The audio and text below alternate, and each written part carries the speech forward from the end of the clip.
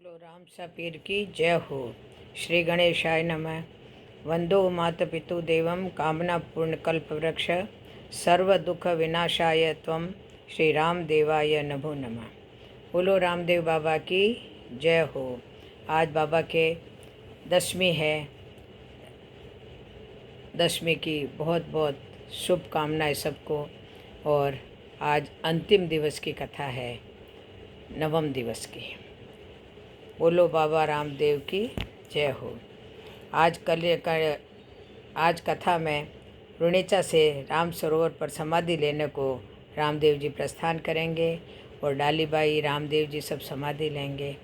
बोलो जय श्री राम। हरजी बोले, हे राजन, सारी प्रजा के आगे आगे श्री रामदेव जी का घोड़ा, उनके आगे भजन गाते वाद्य बजाते दरबार के भक्त लोग चल रहे हैं और पीछे पीछे सारे नगर की प्रजा महाराज कुमार रामदेव जी की जय जयकार करते हुए बढ़ रही थी। महाराज कुमार का इस प्रकार बिछोह लोग सह नहीं सवारे। सभी की आंखों में नीर नदियां बह रही थी। नेतल देरानी गढ़ की ड्योढ़ी पर खड़ी अपने प्राणनाथ को जाते देख रही थी। अजर बिहारी धर्म रक्षक इस प्रकार समाज को सद्मार्ग पर चलने का संदेशा देने वाले, अनहोली लीला करने वाले प्रभु को धन्य धन्य कहते हुए नभ में खड़े देवता समूह वंदन कर रहे थे।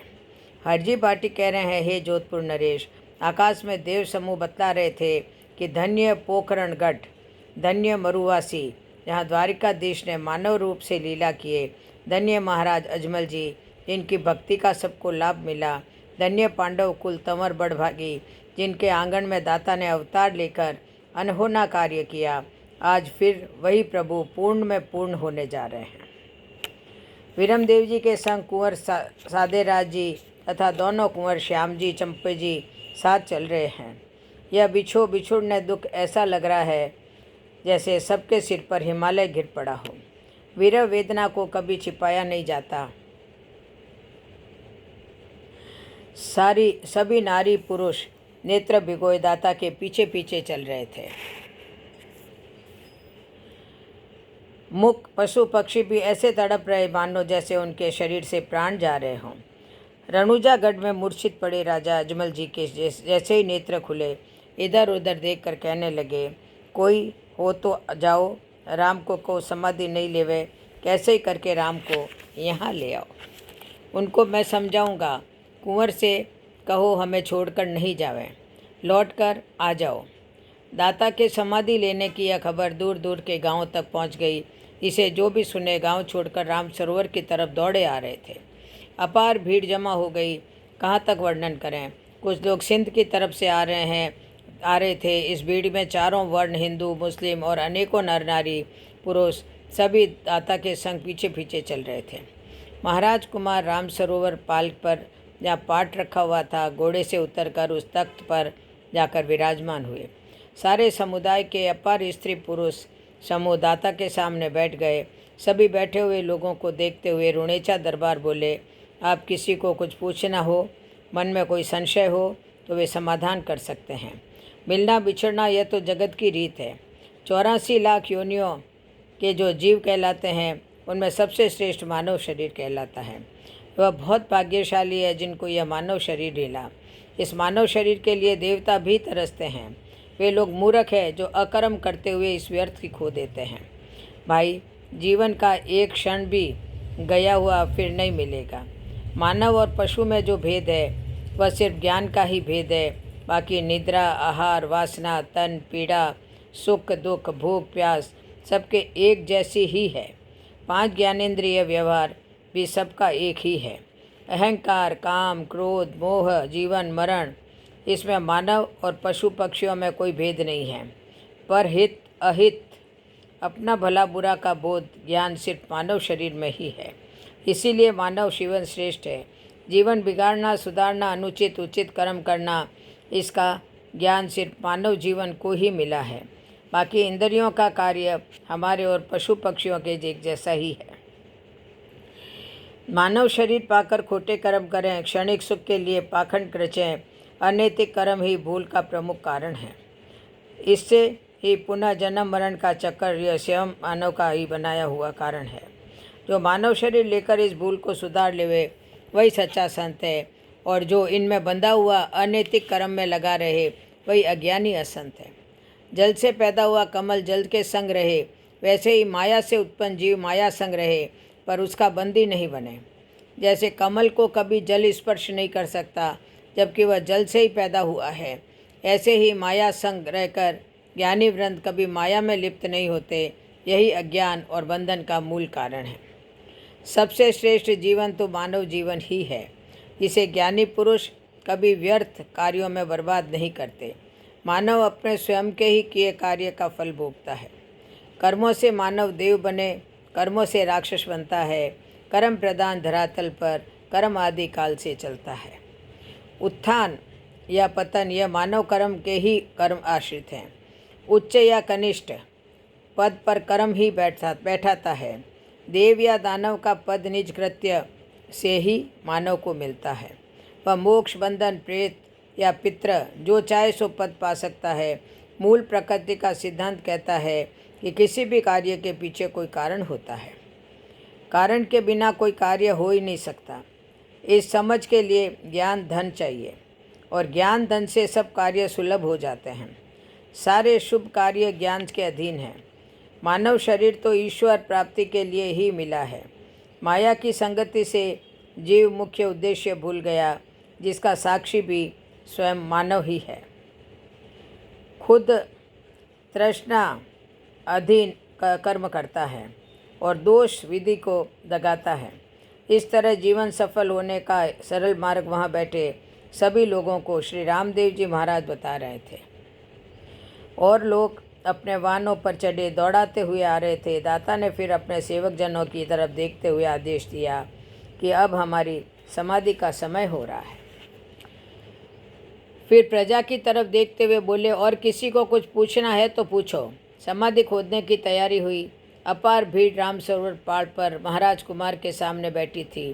कुछ लोग पूर्व की तरफ से अपने ऊँटों घोड़ों को दौड़ाते यह सोचते आ रहे हैं कि क्या मालूम आखिरी दर्शन होगा भी या नहीं। और फिर दरबार की आज्ञा मिलते ही समाधि खोदने का कार्य प्रारंभ हुआ। भूमि पूजन का कर शंख ढोल नगाड़ों का शब्द हुआ, जो जीवित समाधि का नियम विधान है। विशाल जाल वट वृक्ष की तरह जिसके नीचे साधना के रंग में रंगी डाली बाई बैठी थी, उन्हें राम सरोवर पाल की तरफ ढोल बजने का शब्द सुनाई दिया। इसे सुनकर डाली बाई ने कुछ समझ में नहीं आया। सोचने लगी, आज इधर ढोल कौन बजा रहे हैं, इधर तो कोई रहता भी नहीं है।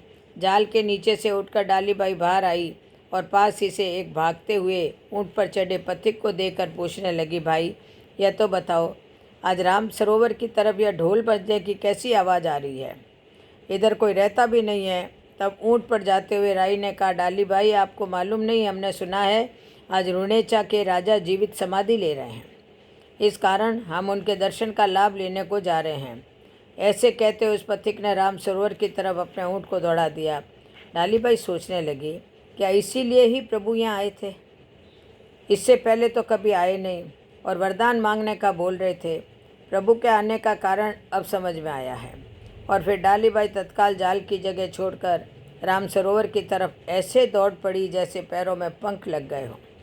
बैरागन डाली बाई राम सरोवर की तरफ दौड़े जा रही थी।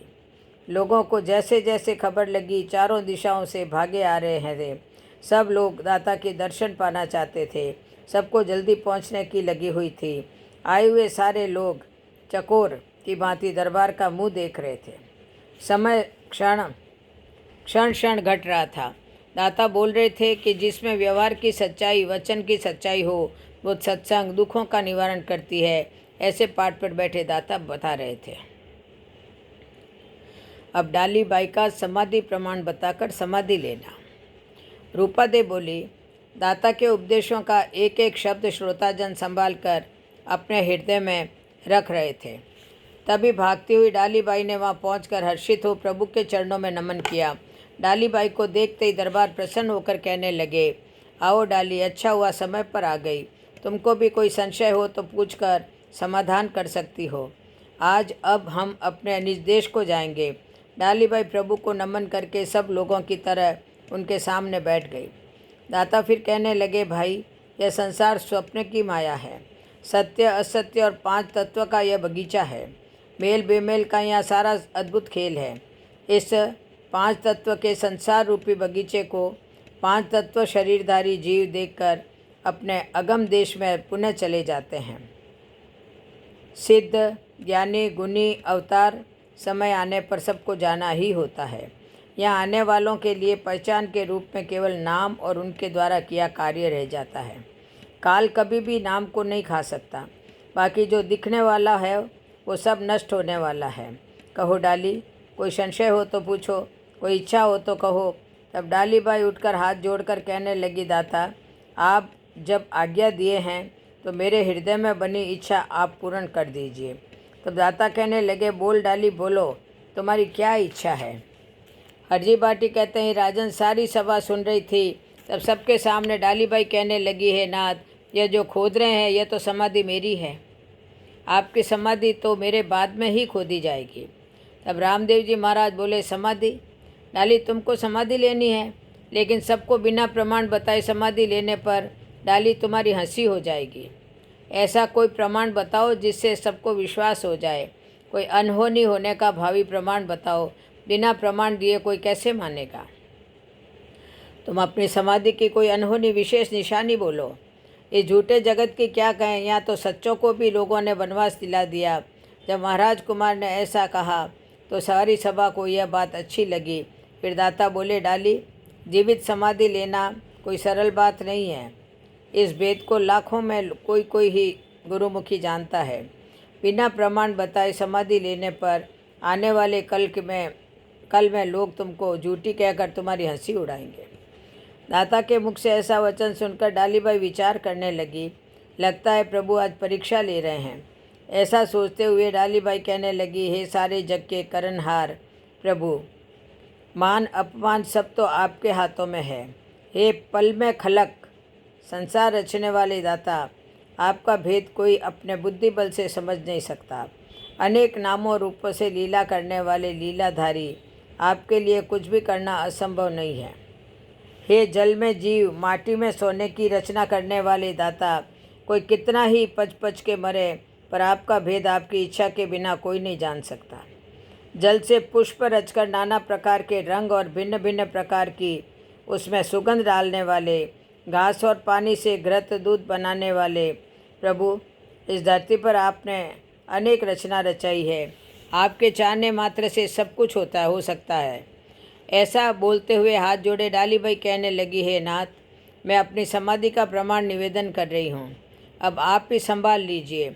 यह जो खुदरई समाधि जब 1.25 हाथ और गहरी खोदी जाएगी तो इसमें महिला के काम आने वाली आटी, डोरा, कांगसी और कंगन निकले तो यह मेरी समाधि कहलाएगी, और इसमें पीताम्बर पाठ पुष्प निकले तो यह आपकी समाधि मानी जाएगी। डालीबाई से यह बात सुनकर दाता मुस्कुराने लगे। फिर बोले, डाली मेरी समाधि कहाँ होगी?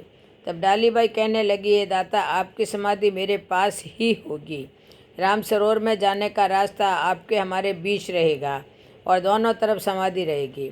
डालीबाई और दरबार के बीच हुई इस प्रकार की बातें सुनकर लोग एक दूसरे का मुंह देखने लगे। फिर दरबार कहने लगे, डाली तुम भावी भविष्य बता रही हो। सबकी ओर देखते हुए बोले, क्यों भाई, आप सब लोगों ने डाली की कही इस बात को सुन लिया है?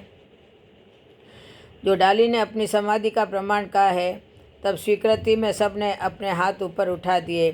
महाराज कुमार फिर बोले, डाली तुम्हारी कई भविष्यवाणी अगर असत्य हो गई तो सब लोगों में तुम्हारी हंसी हो जाएगी। डाली मेरे विचार से तुम बात पलटकर इस समाधि लेने के विचार से पीछे हट जाओ। डाली सोचो, सब तरफ तेरी हंसी हो जाएगी, अपनी हंसी मत कराओ। दाता से यह बात सुनकर डालीबाई ने सारी कही हुई बात फिर से दोहरा दी और कहने लगी, मुझे मेरे अलग प्रभु पर पूर्ण विश्वास है। वही इच्छा पूर्ण करने वाले हैं। होनी तो होती ही है, मगर मेरे प्रभु अनहोनी भी करके दिखा देते हैं। वे सदा अपने शरणागत की लाज रखते हैं। मान बढ़ाए चाहे मान घटाए, इन दोनों में करता तो मेरे प्रभु आप ही हैं। जब भीष्म प्रतिज्ञा किए तो नाथ शस्त्र उठाए। प्रहलाद को बचाने के लिए नरसिंह रूप धारण किया। जिसने द्रौपदी की लाज रखी, उस मेरे दाता के चरणों का जिसने सहारा लिया उनके काम को सदा सुधारे ही है। रोम रोम में विद्यमान मेरे श्वास और जीवा पर सदा जिनका नाम रहा, मुझे उन निष्कलंक अवतार पर पूर्ण भरोसा है। वे कभी शरणागत की हंसी नहीं होने देंगे।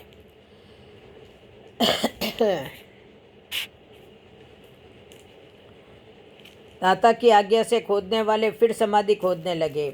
हरजी फिर आगे कथा सुनाते हुए कहते हैं कि बैठे हुए सारे पुरुष महिला एक दूसरे से आपस में बतलाते हुए बोलते हैं कि इस बार डालीबाई की हंसी होएगी।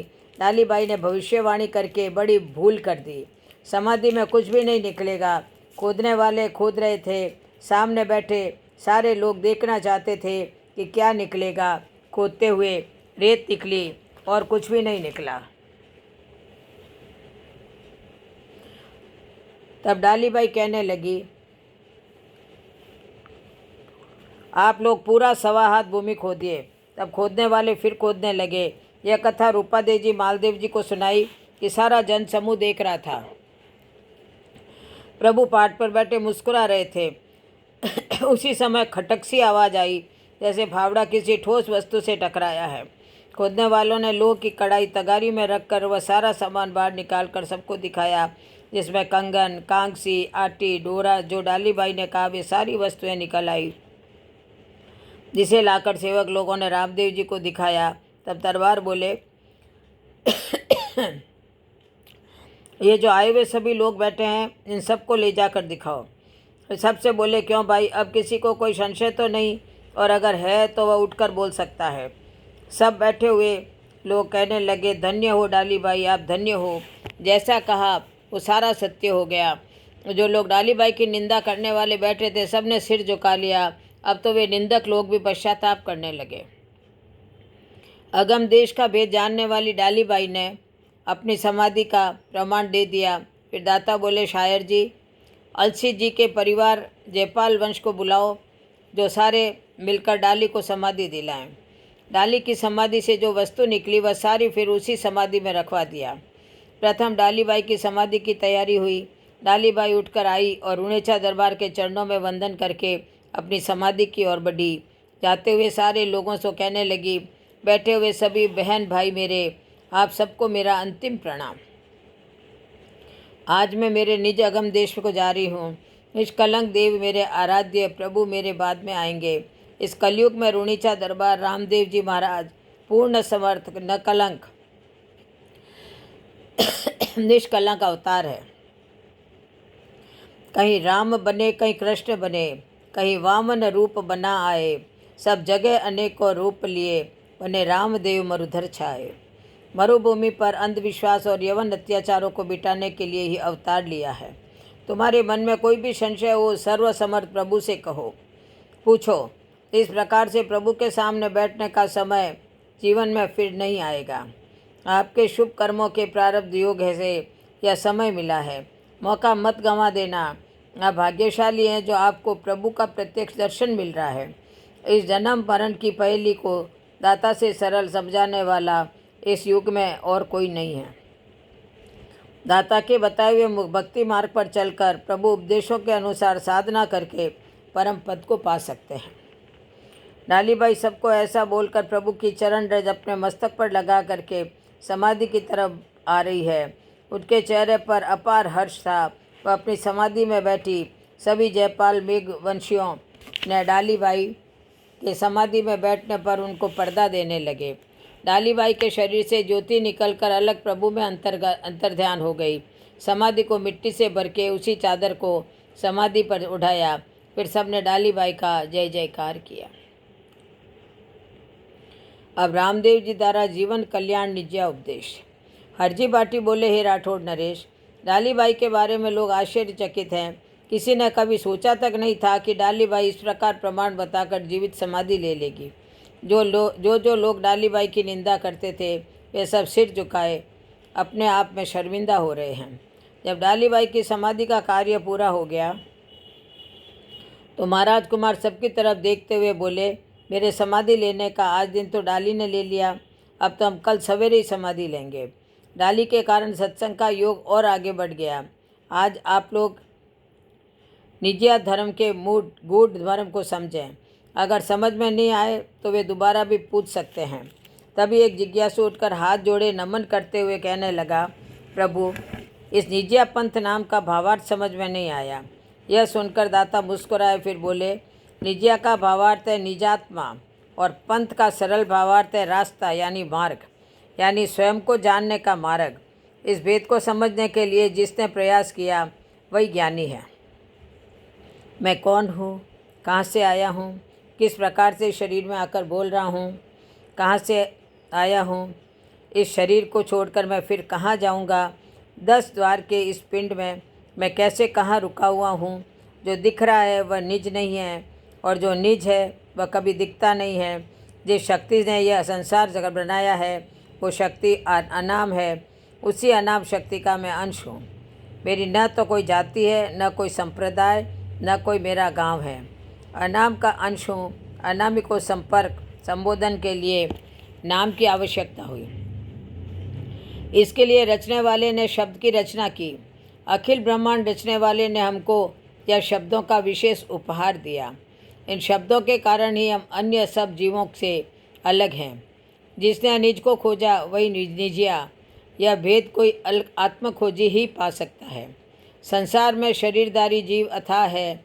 योगियों ने अपनी योग शक्ति से इन जीवों की गणना 84 लाख करके शब्दों द्वारा उनका नाम धराया, पर रचनहार की रचना का कोई अंत नहीं ले सकता, कोई भेद नहीं पा सकता। सबसे श्रेष्ठ मानव जीवन है, बाकी मध्यम कनिष्ठ जीवन है। बीज का अंत रूप ही बीज ही है। दिखने वाली सब माया है। कुआं तो एक ही है, पनहरन अनेक है। भांडे यानी बर्तन तो अनेक है, पर सबसे भरा पानी और भांडे की मिट्टी तो एक ही है। एक ही ब्रह्म की दूसरी छाया, एक पिंड जो दिखे दूसरे उसी की छाया है। एक से दो और दो से अनेक, यानी ब्रह्म माया। वैसे ही नारी पुरुष का भेद बनाया। माया ब्रह्म के मिलने से 5 बने, यही 5 तत्व कहलाए। इन सब में सबसे फिर 5 बने जो 25 प्रकृति कहलाई। फिर इसी प्रकृति के 5 भूतात्मा, पंचवायु आदि रचे गए। उनके अधीन सबका जीवन वायु है। फिर गुण और अवस्था 3 रचे। जो पिंड का आधार बना, इसी पिंड के सहायक नवग्रह रचे। फिर और सरल कहता हूँ, ब्रह्म ही का तत्व परम अणु और परम अणु से बना अणु और अणु से अस्थि। उदाहरण के लिए मिट्टी के कण से ईंट और ईंटों से दीवार और दीवारों से मकान, मकानों से मोले आदि आदि। इस पृथ्वी तत्व, अस्थि पर जल, अग्नि, वायु और आकाश, इन 4 तत्वों में से आवरण बनाया है। इस आवरण का नाम पिंड है। और पिंड में किया संचालन हेतु 6 रस की रचना की। 10 इंद्रियों का यह रथ हमारा शरीर बना। फिर विश्व रचयिता ने इसमें अपने अंश को बिठाया। अलग होने के कारण यह जीव ईश्वर नहीं होकर ईश्वर का अंश कहलाया। जैसे पिता का अंश ही पुत्र होता है। रुणेचा दरबार ने इस प्रकार यह भेद बताया कि पिता का अंश पुत्र, ऐसे ही परमात्मा का अंश आत्मा सब में है। यह मानव शरीर सब शरीर में श्रेष्ठ कहलाता है। इस शरीर के कारण हम 4 प्रकार के पदार्थों का भोग, धर्म, अर्थ, काम, मोक्ष प्राप्त कर सकते हैं। मगर कोई अन्य शरीर मिले तो कर्म करने के लिए पराधीन हो जाते हैं। लेकिन हम मानव शरीर से कर्म करने को स्वाधीन हैं। मानव शरीर पाकर जैसा चाहे बन सकते हैं। देव, दानव, प्रेत, पितर गति मिलना यह मानव के हाथ में है। पशु पक्षी, मानव में जो देने वाले ने भेद दिया है वह चित्त, बुद्धि, चिंतन, निर्णय, यह सिर्फ मानव जीवन को ही मिला है। हमें कर्मेंद्रियां, ज्ञानेंद्रियां मिलने के कारण हम कुछ कार्यों के लिए स्वाधीन हो गए हैं। बाकी कर्मों में मानव और पशु दोनों एक समान ही है। मानव जीवन कर्म प्रधान है। जो जैसा करेगा वैसा फल ही तैयार है। यह जगत कर्म क्षेत्र है और सारे फल कर्म के आश्रित है। और जो फल बिना कर्म किए ही मिलता है वह सब प्रारब्ध संचित कर्म के कारण मिलता है। जैसे कोई बीज इस वर्ष नहीं उग सका तो आने वाली वर्षा में वह उग जाएगा। जिसके कुछ उदाहरण है, पति पत्नी, विद्या, रूप, भक्ति, आरोग्यता, पुत्र, गुण, अवगुण, सेवक, ये अनुकूल प्रतिकूल मिलने का मुख्य कारण इसमें कुछ अंश पिछले कर्मों का रहता है, जो बिना प्रयास किए ही मिल जाता है। जो जीव जैसा कर्म करके यहाँ से जाता है, पुनः भोगने को भी फिर यहीं पर आता है। वह कर्म ही बुद्धि रूपी सारथी बनकर जीव को जैसे चलाता है, या 10 इंद्रियों का रथ शरीर वैसी ही दिशा में चलता है। इतने में एक जिज्ञासु खड़ा होकर पूछने लगा, महाराज, जब हम ईश्वर के अंश हैं तो हमारे नाम के साथ जीव नाम क्यों पड़ा? तब दाता कहने लगे, जो मोक्षदायिनी गंगा कहलाती है, लोग उन्हें अनेक नामों से पुकारते हैं। उस गंगा में कोई एक कलश भर के लावे तब उसका नाम भेद हो जाता है। तब लोग उसे सब गंगा जल कहने लग जाते हैं। फिर कोई उसे गंगा या भागीरथी नहीं कहते। इसी प्रकार ईश्वर और जीव का भेद है। अब गुरु एवं माता पिता का महत्व। जैसे पिता के अंश ही पुत्र कहलाता है, यह भेद समझने के लिए कोई भेदिया गुरु चाहिए, जो योग्य हो पात्र वह इस भेद को ले लेता है। प्रारब्ध, स्वयं की करनी और हरि कृपा, ये 3 जब जिसको मिल जाए तो ऐसा भेदिया गुरु मिल जाता है। इसमें हरि कृपा तो प्रथम विशेष महत्व रखती है। कोई कितना ही प्रयास करे, बिना हरि कृपा सद्गुरु नहीं मिलता। बहुरूपीय गुरु तो मिल सकते हैं, तो स्वयं के साथ शिष्य को भी डुबो देते हैं। अब प्रथम गुरु तो निज माता ही होती है, जो जीवन देकर जगत दिखाती है। उनके आशीर्वाद से भी अनेक कार्य सफल हो जाते हैं। उनके चरणों में तीर्थ राज और चारों धाम बसते हैं। माता का कर्ज कोई भी पुत्र उतार नहीं सकता, चाहे सेवा में सारा जीवन ही क्यों न लगा दे। माता के सुख में शाप और आशीष दोनों रहते हैं। उनके मुख से निकला वचन कभी टलता नहीं है। कोई चाहे कितने ही तीर्थों में हो जाए, पर माता पिता से आशीष बिना सब व्यर्थ होता है। इसका प्रत्यक्ष प्रमाण राजा दशरथ है। अगर चलते तीर्थ माता पिता जगत में नहीं होवे, तो उनके अभाव में कोई समर्थ गुरु भेद ज्ञाता की शरण में जाकर कुछ प्राप्त किया जा सकता है। गुरु वह है जो अलौकिक भेद समझावे। वेशधारी गुरु से काम नहीं बनता। भेद ज्ञाता ही मार्ग बता सकता है। एक गुरु शिष्य की उलझन को दूर कराता है, और एक गुरु उलझन को और बढ़ा देता है। कीट को जो अपना निज रूप दे देवे वह भंवरा होता है। भाग्यशाली को ही ऐसा भंवरा रूप गुरु मिलता है। भंवरा कीट को एक नांद शब्द सुनाता है, जिसे सुनकर कीट यानी कीड़ा अपना स्वरूप छोड़कर वह भौरे का रूप ले लेता है, या ऐसे कहो कि भौरा अपना रूप उस कीट को दे देता है। गुरु के द्वारा माया के आवरण को हटाते ही शिष्य को पारलौकिक अनुभूतियाँ होने लग जाती है। गुरु शिष्य जो अगम लोक में ले जाता है। संसार में लौकिक 4 गुरु होते हैं, जैसे कर्म गुरु, धर्म गुरु, शिक्षा गुरु और दीक्षा गुरु। सभी गुरुओं की अलग अलग विद्या होती है। चौथा गुरु प्रारब्ध और हरि कृपा से ही मिलता है। माली जैसे बाग को सरस बनाता है, धोबी वस्त्रों के मैल को हटाता है, और कुम्हार अनुकूल मिट्टी मिलने पर निज इच्छा से घड़ा बनाता है, ऐसे ही गुरु को योग्य शिष्य मिल जावे तो वह घट में प्रकाश दिखा देता है। अन्य गुरु अज्ञानी गुरु जैसे तोते की भाषा होती है, जिससे न तो रास्ता मिलता है और न जिज्ञासा मिटती है। जैसे तोता रटी रटाई बात बोल देता है, पर भावार्थ का ज्ञान नहीं होता। जैसे एक बहेलिया पक्षी पकड़ने वाला जंगल में दाना फेंकता, उन दानों को चुगने तोते आ जाते, फिर बहेलिया जाल फेंककर उसमें पक्षियों को पकड़ के पिंजरे में डाल देता था।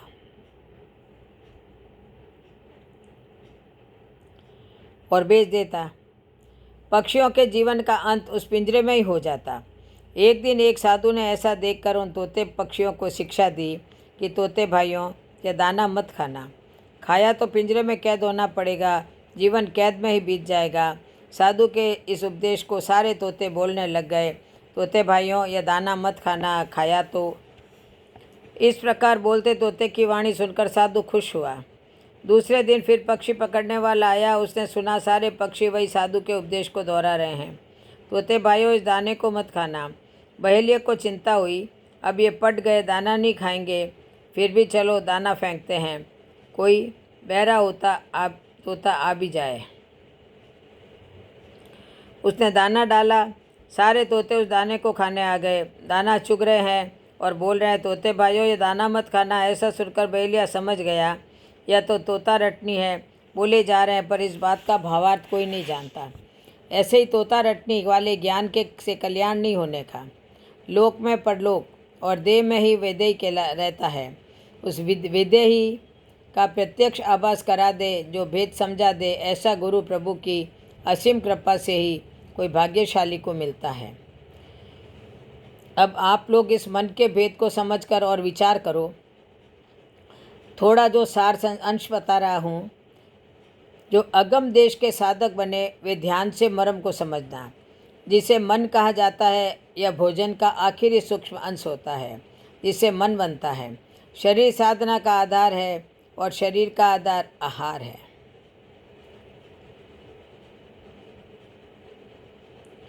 असहाय शरीर से कुछ भी नहीं बनता। इसीलिए कहा गया है कि बिना विचारे जैसे पानी पीता है वैसी ही वाणी बोलना, और जैसे खावे अन्न वैसा होवे मन। विकार युक्त मन बने ऐसे रजोगुणी तमोगुणी आहार का त्याग कर देना चाहिए। विकार भरे मन में से कभी भी निज चिंतन साधना नहीं उगती।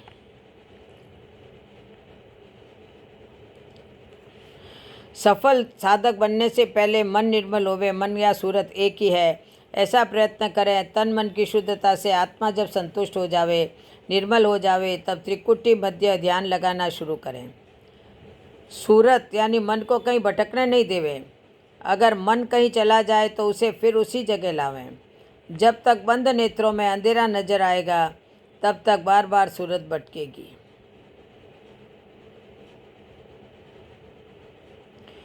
पर अभ्यास करते करते कुछ समय बाद एक अलौकिक प्रकाश प्रकट होगा, जिसे बंद आंखें देखेगी। अपने एक निश्चित समय पर नियमित अभ्यास करता रहे तो कभी न कभी वह प्रकाश अचानक प्रकट होता है। इस निजानुभूति को शब्दों में प्रकट नहीं किया जा सकता। इसकी अनुभूति साधक खुद ही कर सकता है। इस आनंद प्रकाश को व्यक्त करने के लिए कोई भी शब्द या समझने की कोई भी विधि नहीं है। इस आनंद की अनुभूति के सामने संसार के सारे आनंद फीके लगते हैं। जैसे नमक बिना शाक। जिसने उस अखंड प्रकाश को देख लिया, उसके आगे धन पद मान संसार की सब वैभवता फीकी लगती है।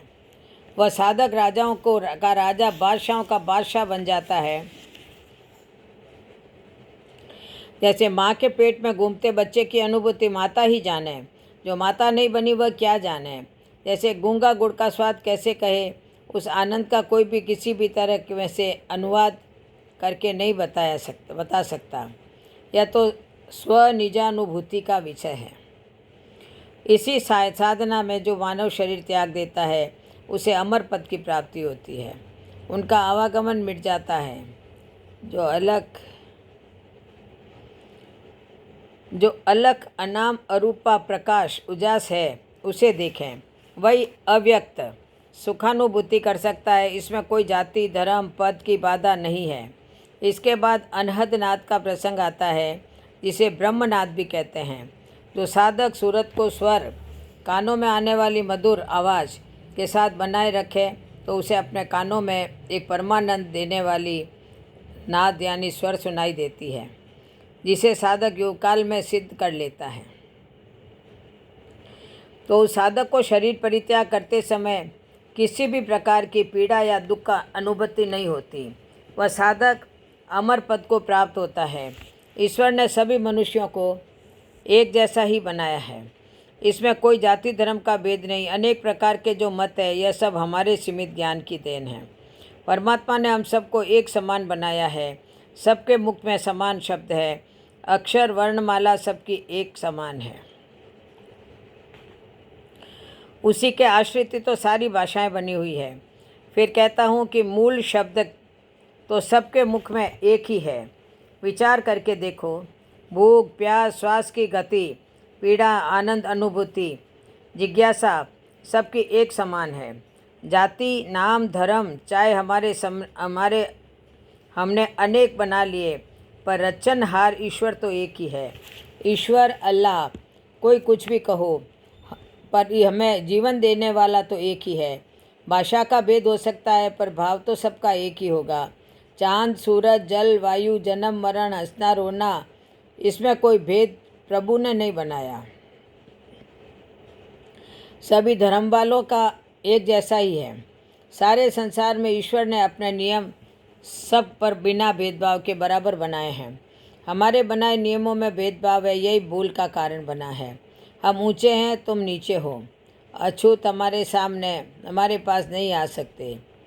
अज्ञान में डाली भाई, अज्ञान में अंधे लोग मानवता भूलकर धर्म के नाम पर लड़ाई झगड़ों में लग गए हैं। चाहे कितने ही मतांतर हो, पर मानवता रहित मनुष्य ही दानव कहलाता है। रावण जाति से ब्राह्मण था, पर लोग उसे दानव कहकर संबोधन करते थे। मानव के प्रति जो मानव प्रेम दिखाता है, जगत में वह देवतुल्य माना जाएगा। जिस धर्म में सबके हित का कार्य हो, वही धर्म श्रेष्ठ है। जो सबके हित की सींचे, वह परमार्थी मानव लोगों के लिए पूजनीय बन जाएगा। मानव सेवा जो कार्य करे, उसमें चढ़कर कौन सा धर्म बड़ा होगा।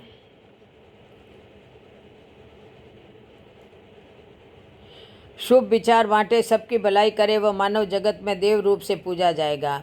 मेरे भाई, इस जगत में न कोई छोटा है न कोई बड़ा, सब में एक ही प्राण है। जिसके हृदय में परमार्थ की भावना हो, उसका बिना जप तप ही कल्याण हो जाएगा। रोगी, भोगी, चोर और योगी, ये चारों आधी रात में भी जागते हैं। योगी साधना वाले ध्यान से सुन लेना। इस राह पर चलने वालों के लिए संयम नियम का पालन करना बहुत ज़रूरी है। चंचल मन को नाद के शब्द पर लाओ, शब्द सुनाओ, फिर एकांत में ध्यान लगाओ। ध्यान में जब निज में निज मिल जाएंगे तो द्वैत भाव मिट जाता है। तब समझो यह ध्यान साधना सिद्ध हो गई। इस भेद का भेदी जब तक मिले नहीं, तब तक कुछ भी समझ में नहीं आएगा। योग के नाम पर अमूल्य समय गंवाया है। अब कर्म योगी गृहस्थ जीवन। वेश बनाने से कुछ भी लाभ नहीं बनता, उनसे तो वह कर्म योगी श्रेष्ठ है, बड़ा है, जो गृहस्थी कहलाता है। सबसे उत्तम आश्रम गृहस्थ आश्रम है। सारे याचक बने उनके द्वारे ही आते हैं। दानी गृहस्थ सदा बड़ा कहलाता है। सब आश्रमों की व्यवस्था गृहस्थ आश्रम के आश्रित ही चलती है। भगवान खुद बलि के द्वारे याचक बने, वामन रूप धारण किया। भक्त, संत, असंत, ज्ञानी, ध्यानी, दानी और अवतार देवादि, इनकी उत्पत्ति मूल कारण गृहस्थ आश्रम ही है। परमार्थ कार्य का राजकोष के मिलने का स्रोत तो गृहस्थ आश्रम ही है। गृहस्थ साधक ही बड़ा संत कहलाता है। सारे धर्म कार्य उनके योगदान से ही चलते हैं। कलयुग में संत और गाय का दर्शन बहुत दुर्लभ होगा। खूब खोजने से कहीं कोई मिल जाए। संत का स्वांग श्रेष्ठ वेश बनाए रचाए बहुरूपये बहुत मिलेंगे। उनका भार भी गृहस्थ पर ही होगा। धन के लिए लोग अनेक प्रकार के वेश बनाकर आसन मारे तो मिलेंगे, पर आशा मारे का मिलना बहुत कठिन होगा। ईश्वर का हृदय में निवास जानकर असहाय की सहायता करो, जो वास्तव में सहायता के योग्य हो। उसके हृदय से निकला आशीष विफलित हो जाएगा, इसमें कोई संदेह नहीं है। सेवा ही बड़ी साधना है, सेवा ही बड़ा धर्म है। सेवा में जाति, धर्म, पंथ, वर्ण का भेद नहीं होना चाहिए। सेवा से सब सुलभ हो जाता है। सेवा के बल से ही शबरी की कुटिया में श्री राम जी आए थे। सेवा करना बहुत कठिन होता है। निष्काम भाव से की गई सेवा सबसे श्रेष्ठ कहलाती है। सेवा करने वालों को पशु भी पहचान लेते हैं। सेवा में जाति, धर्म, बंधन कुछ भी नहीं, सब देखा जाता है। सेवा साधना से देवता भी सहायक हो जाते हैं। सेवा सबसे बड़ा आशीर्वाद दिला देती है। सेवा असंभव को सहज बना देती है। सेवा से विमुख पुत्र भी अच्छा नहीं लगता, और सेवा करने वाला सेवक भी पुत्र से बढ़कर लगता है। कलयुग में सेवा का अभाव हो जाएगा, बाकी सारे साधन सहज में मिल जाएंगे, पर सेवा करना बहुत कठिन होगा। जगह जगह वृद्ध लोगों के लिए आश्रम बन जाएंगे। स्वार्थ पूरा होने पर औलाद अपने माँ बाप को उसमें छोड़ जाएगी। जब वे मर जाएंगे तो लोग दिखावा खूब करेंगे। हरजी कहते हैं कि सबकी तरफ देखते हुए रुणेचा दरबार मुस्कुराते हुए बोले, जीते जी जो संतान आकर कभी मिलते भी नहीं, वही मर जाने के बाद कोहों को आग्रह करके बुलाएंगे। माता पिता के वृद्ध होने की चाहेंगे, ये जल्दी मर जाए। आने वाला समय ऐसा आएगा, दाता ने फिर कहा, असहाय अतिथि अभ्यागत द्वार पर आए तो उनको कभी खाली हाथ नहीं लौटावें, यथाशक्ति उसे देवें। यह दिया हुआ ही आगे संचित कर्म बनकर दूसरे जन्म में भाग्य के रूप में आपके पास पहुंचकर किसी बहाने प्रकट हो जाएगा। दूसरे जन्म का क्या प्रमाण है तो समझिए। एक माता 4 बच्चों को जन्म देकर एक जैसे कपड़े, खाना और प्यार देती है, मगर कोई माता चारों बच्चों को एक जैसा भाग्य नहीं देती। यही पिछले जन्म की पहचान है। कलयुग में सेवा वही बड़ा धर्म है। इससे घर में लक्ष्मी बढ़ेगी, सुख शांति होगी। मानव सेवा ही माधव सेवा है। 24 प्रमाण का सार वही है कि एक ही बिंदु से अनेकों पैदा हुए हैं, सब में अंश तत्व एक ही है, सब में ईश्वर चैतन्य विद्यमान है। साधक के लिए प्रथम साकार उपासना होती है, वही फिर आगे निराकार ध्यान निर्गुण साधना हो जाती है। सारे जगत का एक ही धर्म मानकर पंथ संप्रदाय भुला करके सेवा प्रेम भाव रखे। सब धर्मों की उपासना का सबका लक्ष्य ईश्वर प्राप्ति करना ही है, जिसमें भाषा या विविध विधि का भेद हो सकता है, परंतु भाव का भेद नहीं होता। सबको साधना पद्धति अपना धर्म संप्रदाय प्यारा है। किसी की निंदा मत करो, सभी द्वेष भाव दूर करके सारे मिलकर प्रेम की वर्षा में नहाओ। मानव धर्म का प्रथम लक्ष्य सब जाति धर्म के लोगों को आदर देना, अपनापन देना, यही हमारा मानव धर्म है। आने वाले समय में यहाँ दूर दूर से अनंत लोग आएंगे। जो जैसा भाव लेकर आएगा उसे वैसा ही फल मिल जाएगा। जहाँ मेरी चर्चा, उपदेश, कथा, अलग पाठ, जुम्मा, जागरण होगा, वहाँ किसी भी प्रकार का भेदभाव नहीं रहेगा। भादो व माघ में आने वाले भक्तों की संख्या बहुत होगी। उन्हें ठहरने को इस राम सरोवर पाल पर जगह कम पड़ जाएगी। ऐसा कहते हुए रुणेचा दरबार ने सामने खड़े सब लोगों की तरफ देखा और फिर जयपाल मेघवंशियों को बुलाकर अपना निज तंबूरा उनको संभलाते हुए कहा, जहाँ तुम लोग जोत जलाकर तंबूरे के तार बजाते आरोध पाठ बुलाने की विनय करोगे, मैं अदृश्य रूप से वहाँ आऊँगा। हे मेघवंशियों, तुमको कोई अपने आंगन में बिठाकर अलग नाम से पाठ पर कलश रख के ज्योत सम्मुख आरोध विशेष प्रार्थना करेगा, उसकी इच्छा पूर्ण हो जाएगी।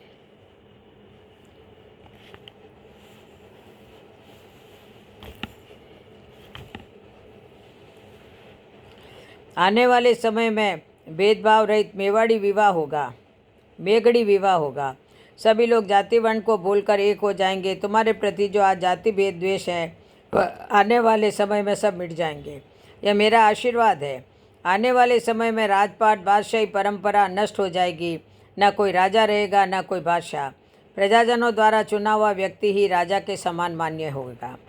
आज जो धर्म के नाम पर लड़ाई है वह सब मिट जाएगी। सभी जाति धर्मों के प्रमुख केवल हमारा मानव धर्म ही रहेगा। बाकी पंथ संप्रदाय आदि नाम से अपना अपना समूह संगठित होगा। अछूत नाम से तुमने जो अत्याचार सहे, तुम्हें मेरा आशीष है, एक दिन सब लोग तुमको आदर देंगे। दाता के कई वचनों को इस प्रकार हरजी भाटी ने अपनी लोकवाणी में गाकर सुनाया कि आने वाले समय में मेरे इस अभिमान का सब लोग प्रभाव देखेंगे। अछूत शब्द ही मिट जाएगा। यह सुनकर जोधपुर महाराजा विजय सिंह जी मुस्कुराने लगे। अब समाधि स्थल का महत्व, अगमवाणी उपदेश। राम सरोवर की पाल पर अपार भीड़ बैठी है। रुणेचा दरबार बाबा श्री रामदेव जी महाराज सभी को अपने परिवार की तरह मानते हुए चौथे वर्ण समूह की तरफ देखकर उन्हें कहने लगे, आप लोग यवनों के प्रलोभन या शासकों या सवर्ण धर्माचार्यों की नफरत या किसी भय से कभी भी अपना सनातन धर्म मत बदलना। तुम्हारा भी समय आएगा। विश्वास रखना, जाति कुल पद भुला करके सब लोग चारों वर्ण एक ही जाजम पर बैठेंगे। सत्य की विजय होगी। मानव धर्म का उपदेश देने वाला कोई महापुरुष फिर आएगा, जो मेरे इस उपदेश को फिर प्रचार करेगा। फिर रामदेव जी अपने बड़े भ्राता ब्रह्मदेव जी की तरफ देखकर बोले, आप लोग मेरी समाधि को फिर से कभी खोद कर मत देखना। चाहे ब्रह्मा भी आकर कहे, पर आप ऐसा कार्य कभी मत करना। मैं आपकी पीढ़ी में फिर आऊँगा। आप लोग किसी के प्रति द्वेषभाव छुआछूत मत रखना। मैं आपसे दूर नहीं, सदा ही साथ हूँ। जो भी कोई दुखी इस राम सरोवर पर मेरी समाधि के सामने आकर अपना दुख बतलाएगा, उनका मैं सदा सहायक रहूँगा। रुणेचा की तरफ अब ये से समाधि स्थल ये मेरा फरियादी दरबार होगा। जो जैसी भावना लेकर आए, सच्चे की कामना पूर्ण हो जाएगी और कपटी को अपने किए कर्म का फल मिलेगा। मेरे आदेश को भूलना नहीं। यह राम डेरा ही अब हमारा स्थायी निवास रहेगा। आने वाले समय में लोग इसी को रुणेचा नाम से जानेंगे। मैं झूठे कपटी से सदा दूर परंतु सच्चे के सदा पास रहूँगा। मुझे अंदर से पवित्र विचार वाले भक्त बहुत प्रिय लगते हैं। मेरे यहाँ हिंदू, मुस्लिम या शूद्र ब्राह्मण का भेदभाव नहीं रहेगा। सबके प्रति प्रेम ही हमारा संप्रदाय है। मेरे मानव धर्म में सबके प्रति सद्भाव तथा भाईचारे का ही महत्व है। जो मन में सबसे एक ईश्वर अंश को माने वह भक्त मुझे विशेष प्रिय होगा। ईश्वर के बनाए सब मानव एक हैं। भेदभाव या रीति रिवाज हमारे इंसानों के ही बनाए हुए रिवाज हैं। जन्म से धर्म कर्म का या कोई नाम जाति लेकर नहीं आता। यह सब तो परंपरा से चलते आ रहे हैं। जिससे कुल में हमें जन्मे उसी अपने कुल परिवार द्वारा मिला हुआ भेद उपहार है। फिर दाता अपने बड़े भ्राता विरमदेव जी से बोले, मेरा अभयाचल, वीर गेडिया, रतन कटोरा आदि सारा सामान समाधि में रखवा दो। विरमदेव जी ने सभी वस्तुएं समाधि में रखवा दिया। फिर महाराज कुंवर उठकर अपने प्यारे घोड़े, इसे आप प्यार से लीला घोड़ा कहते हैं, कहते थे, के पास जाकर उसका सिर सहलाया। दुलार करके पुनः उसी जगह आकर अपने सामने खड़ी सारी प्रजा को देखा, जिनकी दशा अवधवासियों जैसी ही मरुवासियों की बनी हुई थी। सबके नेत्रों से विछो के आंसू बरस रहे थे। सबका हृदय तड़प रहा था, मानो प्राण उनसे अलग होने वाला है। महाराज विरमदेव जी की वीर वेदना असहनीय हो गई। उनको दाता धैर्य बंधाते हुए गले मिले तो छोटे भाई के विषयों में दुख से मानो आकाश रो पड़ा। हरजी कहते हैं, हल्की हल्की जल की बूंदें आने लगी। विरमदेव जी ने दोनों कुंवर और अपने कुंवर सादेराज तीनों को राजकुमारों ने दाता के चरणों पर कुमकुम अर्चित कर चरणों पर अपना माथा टेक नमन किया। दाता उनको मंगल आशीर्वाद देकर सबकी ओर देखते हुए समाधि की ओर चले। सारे प्रजाजनों ने रामदेव जी महाराज की जय हो, निष्कलंक अवतार की जय हो, द्वारिकानाथ की जय हो, ये जयकारे लगाए। आकाश मार्ग में खड़े देवताओं ने नमन करते हुए उन पर पुष्प बरसाए। दाता समाधि में पद्यासन लगाकर बैठे। उसी वक्त समाधि पर चद्दर उड़ा दी गई। तीनों राजकुमारों और परिजनों ने एक साथ से चद्दर पकड़े, दूसरे हाथ से रेत सरकाते हुए महाराज कुमार रुणेचा दरबार को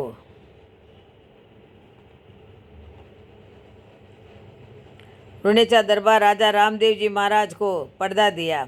निष्कलंक अवतार प्रभु समाधिग्रस्त अंतर ध्यान हो गए। हरजी कहते हैं, ये राजन, फिर सारे परिजन पुरजन परिवार ने मिलकर समाधि पर चद्दर उड़ाई। महाराज कुमार की समाधि को सभी जाति संप्रदाय के लोगों ने दंडवत नमन सलाम किया। फिर परिवारजन दाता के पीछे दाता के घोड़े को लिए रुणेचा गढ़ आए। घोड़े को पिछवाड़े घुड़साल में बंधवा दिया गया और फिर सब तरफ शोक संदेश भिजवाया। जिसने भी यह खबर सुनी शोक में डूब गया। लोग रुणेचा नगर आने लगे। नगर प्रजाजनों ने मुंडन करवाया। नगर की महिलाओं ने शोक में काले वस्त्र धारण किए। महाराजा अजमल जी कभी सचेत कभी मूर्छित होते रहे। आने वाले क्षत्रिय दरबार नगर के विशिष्ट लोग विरमदेव जी को धैर्य बंधा रहे थे। प्रजा को ऐसा लग रहा जैसे आज अनाथ हो गए हैं। कुछ लोगों ने तो रुणेचा नगर छोड़ने का भी विचार बना लिया। रुणेचा नगर पर जैसे बिजली गिर गई, मानो मछलियों का सरोवर सूख गया हो। हृदय जल रहा था, उन पर आंखें जल बरसा रही थी। ऐसी उन लोगों की दशा हो गई जो नित्य सुबह शाम दरबार का दर्शन करने को जाते थे। परिवारजनों और नगर प्रजाजनों की दरबार की समाधि के बाद जैसी दशा बनी, उस दुख को वर्णन करते करते हरजी महाराज की भी आंखें नम हो गई। वे यह कथा रुक रुक कर कहते, फिर कुछ देर मौन हो गए। उनसे सुनाते नहीं बन पा रहा था। जोधपुर दरबार को कुछ पल भावुक उदास हो गए। कुछ समय बाद बोले, हे भक्तराज, फिर आगे क्या हुक्म है? फिर आगे की भी तो कथा सुनाओ। अब समाधि बाद हड़बू जी रामदेव जी का मिलन अलौकिक चमत्कार है। संत लोग कहते हैं कुछ बातें दिखते हुए भी असत्य है और कुछ बातें नहीं दिखते हुए भी सत्य होती है। जो है तो सही, पर उसका प्रमाण नहीं, जिसे अपने ज्ञानेंद्रियों द्वारा भी अनुभूति माना किया था जा सकता है। जितेंद्रिय ज्ञानेंद्रिय अकर्मणीय हो गई, वह उस अप्रत्यक्ष की अनुभूति भी नहीं कर सकता। जैसे हवा है पर उसका स्वरूप स्वाद अव्यक्त है, शरीर से स्पर्श होने पर उसकी अनुभूति होती है। गंध है पर उसका कोई स्वरूप नहीं, सिर्फ घ्राणेंद्रिय ही अनुभूति का साधन है। शब्द स्वर है, ये है, पर इसका भी कोई स्वरूप नहीं, केवल कर्णेंद्रिय द्वारा ही अनुभूति होती है। ठंड या गर्मी है तो सही, पर इसका कोई स्वरूप नहीं, चैतन्य शरीर से ही अनुभव किया जाता है। कान नहीं तो स्वर नहीं, नाक नहीं तो गंध नहीं, ऐसे ही ईश्वर देवता पितृ पेत्रादि है तो सही, पर इनकी भी अनुभूति हृदय आत्मा द्वारा ही होती है। जिसका हृदय अचेतन होवे वह मनुष्य कभी भी इनकी अनुभूति नहीं कर सकता। निराकार की अनुभूति होती है, साकार का दर्शन होता है। जैसे वाष्प दिखाई नहीं देती और वाष्प से ही बादल बनता है और बादल का ही पलट रूप जल बरसाता है। बादल दिखता है, जल उपयोग में आता है और वाष्प की अनुभूति होती है। हे राजन, मैं कह सकता हूँ रामदेव जी प्रत्यक्ष अप्रत्यक्ष दोनों रूप में हैं। जैसे कान के द्वारा शब्द की अनुभूति होती है, वैसे ही हृदय द्वारा देव शक्ति ईश्वर की अनुभूति होती है। अर्जी कहते हैं, जब रामदेव जी के समाधि लेने की यह खबर उनके मौसेरे भाई मौसी पुत्र हड़बू जी सांकला को ग्राम बैंकटी के ओशिया के पास रहने वाले थे, उन्होंने सुनी तो वे सुनकर बहुत दुखी हो गए। मन में विचार करते सोचने लगे कि यह खबर तो बिल्कुल झूठी है, किसी ने ऐसे ही गलत खबर उड़ाई है। रामदेव जी ने मुझे चौपट खेलने का वचन दिया था और हाथ पर ताली देकर मैंने वचन लिया था कि जगत सराय से कभी भी पर्दा लेवें तो हमसे मिले बिना नहीं जाएंगे। उनका दिया हुआ वचन कभी असत्य नहीं हो सकता। हे सिद्धेश्वर,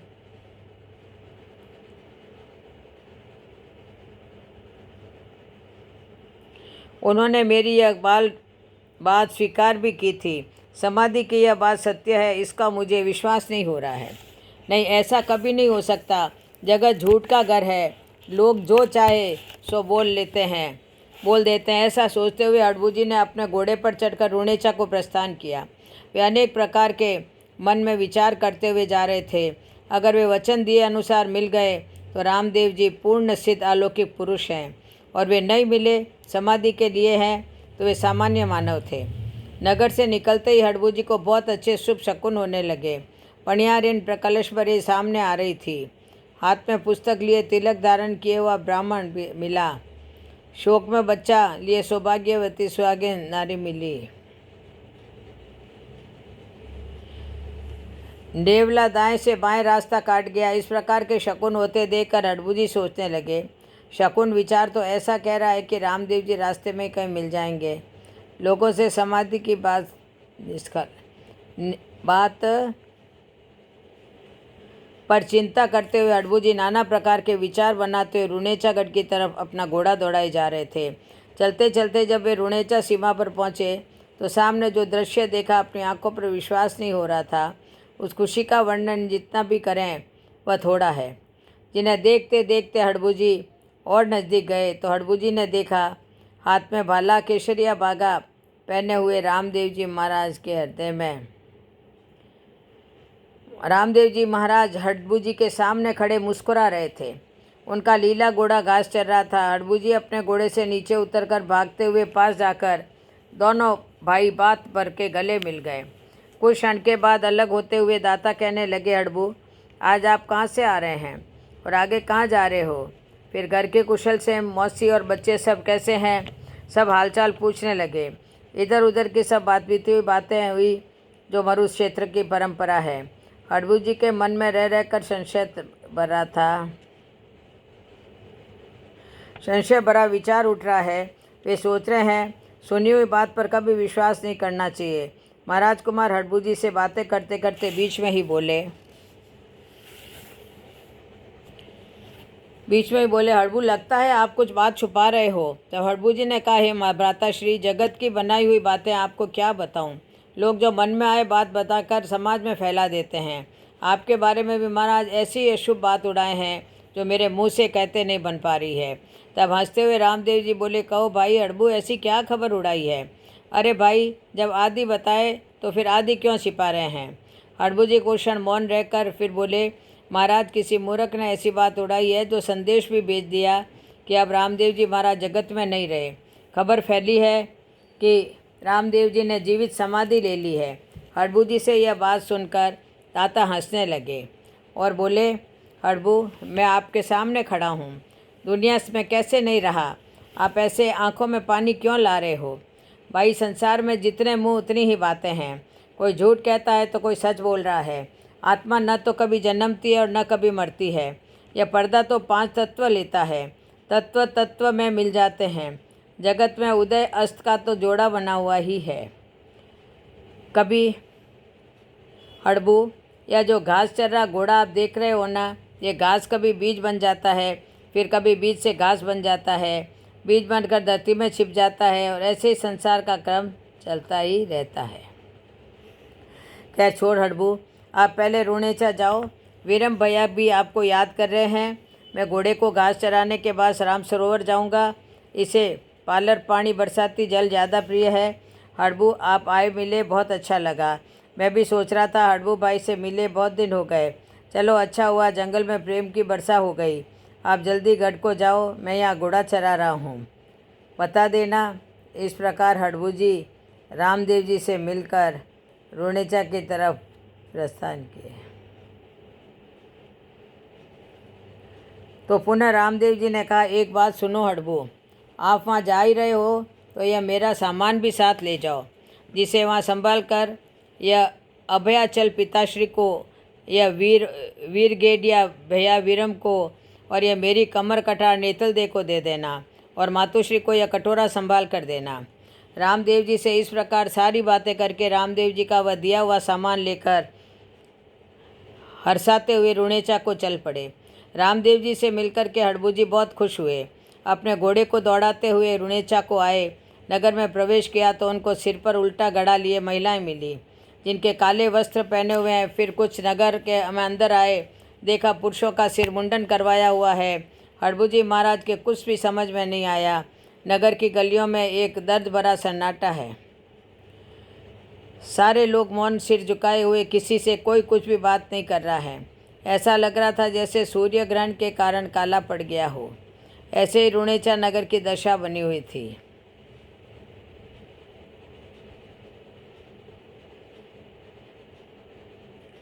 हड़बू जी ने घोड़ा रोककर कई लोगों से इस प्रकार मुंडन और महिलाओं के काले कपड़े पहनने का कारण पूछा, पर किसी ने कुछ भी नहीं बताया।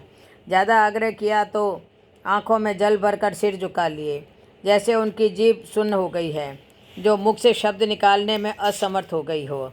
कोई मन के भाव को समझ सके तो वह आंखें बता रही थी। चिंता में डूबे हड़बू जी ने गढ़ में प्रवेश किया, जहाँ सारा तंवर परिवार और बाहर से आए अनेक रिश्तेदार लोग बैठे का सभी शोक में डूबे हुए थे। वीरम देव जी ने जैसे ही हड़बू जी को आते देखा, देखते ही उनके हृदय में दुख का सागर उमड़ पड़ा। हड़बू जी वीरम देव जी के पास जाकर वो बैठ गए, मगर इस प्रकार बैठने का कारण कुछ भी समझ में नहीं आया। कुछ देर मौन रहकर फिर विचार करते हुए हड़बू जी बोले, हड़बू जी, रामदेव जी मिलन का प्रमाण देना। हरजी कहते हैं, हे राजन, कभी कभी किसी बात को लेकर असमंजस हो जाती है। न पूछते बनता, न समझते बनता, न कहते बनता। यही दशा हड़बू जी की हो गई। वे सहमे हुए धीरे से बोले, गांव से आते हुए रास्ते में मुझे रामदेव जी मिले थे, और उन्होंने तो कुछ भी नहीं बताया। मैं कुछ समझ नहीं पाया। भ्राताश्री, यहाँ किस कारण से यह शोक सभा बैठी है? ऐसा क्या घटना हो गई जिसका रामदेव जी ने भी कुछ नहीं बताया? यह बात सुनते ही वीरम देव जी हड़बू जी की तरफ देखकर बोले, भाई हड़बू, आप हमारा दुख बांटने आए हो, आपको कुछ सोच समझ कर बोलना चाहिए। आप कैसी बात करते हो? हड़बू, अब तो सदा के लिए ही भाई रामदेव से बिछुड़ना हो गया है। उन्होंने अपनी इच्छा से जीवित समाधि ले लिए है। अब आपको रामदेव जी कैसे और कहाँ मिल सकते हैं? हम उनको किसी भी तरह रोक भी नहीं सके। उनके ज्ञान के आगे हम सब हार गए। यह घटना हुए आज 3 दिन हो गए। हम सभी राम सरोवर पाल पर गए थे और सारे नगर के देखते रामदेव जी स्व इच्छा से समाधि में बैठे थे। अब वे आपको कैसे मिल सकते हैं? और आपकी इस बात को कौन मानेगा? या फिर आपको कोई भ्रम हो गया है? या फिर उनसे मिलने की बात आप झूठ बता रहे हैं? यह बात सुनकर हड़बू जी सोचने लगे, यह क्या खेल हो गया। हम अपने दोनों हाथ बढ़ाकर गले मिले हैं। हड़बू के कुछ समझ में नहीं आ रहा था, क्या यह सच है या झूठ है। विचार करते हुए हड़बू जी फिर बोले, विरम भैया, मैं आपको झूठ नहीं कह रहा हूँ। रामदेव जी समाधि लिए, इस बात को मुझे कोई भी आकर कहे तो भी मैं नहीं मान सकता। मैं रुणेचा की